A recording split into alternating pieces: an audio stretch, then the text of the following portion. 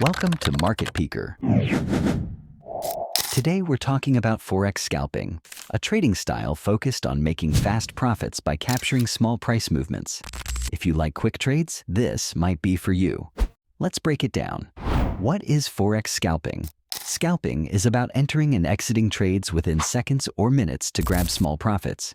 It works best with high liquidity pairs like EUR USD or GBP USD, where tight spreads make quick trades cost-effective. Here are some key strategies and tips. Use fast charts and indicators. Scalpers often use 1 or 5-minute charts with indicators like moving averages or Bollinger Bands for spotting quick entry points. Pick a strategy and stick to it. Moving average crosses and price action breakouts are popular methods. Practice to find what works best for you. Risk management is essential.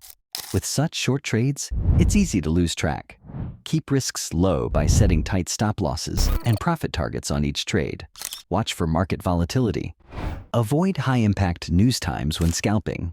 Big news can bring wild swings that disrupt your trades. Scalping takes speed and discipline, but when done right, it can be a powerful strategy for consistent profits. If this guide helped, like, subscribe, and hit the bell. Let us know in the comments if you're trying out scalping.